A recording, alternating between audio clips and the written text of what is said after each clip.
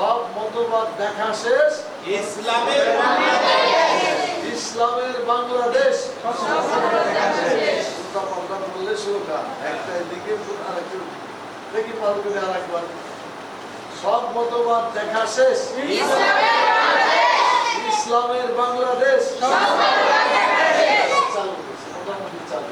এবার এতদিন বেলা মোটামুটি একটা রাজনৈতিক এবং আদর্শিক চেতনা সৃষ্টি হবে।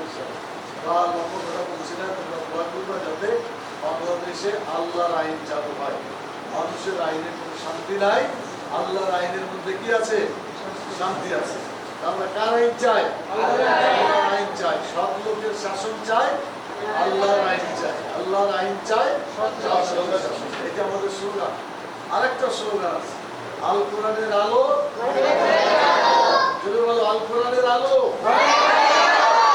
ভালো পাচ্ছি। কেন? আল কোরআনের আলো ভালো করে যদি আমরা জানি, তাহলে শয়তান পালায় যাবে। ইসলামী আইন দেশে আসলে মানুষ শান্তিতে থাকবে। কিন্তু ঘরে ঘরে জানলে তোমার আর আমার ঘরে চলবে, বাকি লোকদের ঘরে কি চলবে? চলবে না। এই জন্য জাতীয় সংসদে যদি কোরআন যায়, কোরআনের আলো ওখানে চলে, তাহলে সব জায়গায় টেকনাফ থেকে তেঁতুলিয়া পর্যন্ত কোরআনের আলো চলবে। তাহলে স্লোগানটা এখন থেকে হবে আল কোরআনের আলো, ভালো করেছে, সংসদে জালো।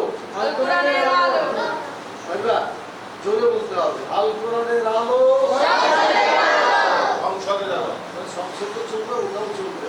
একবার সংসদের দিকে, একবার ঘরে চালাবে, কোনো অসুবিধা নেই। তো আলহামদুলিল্লাহ, তোমরা ভালো করে লেখাপড়া করো।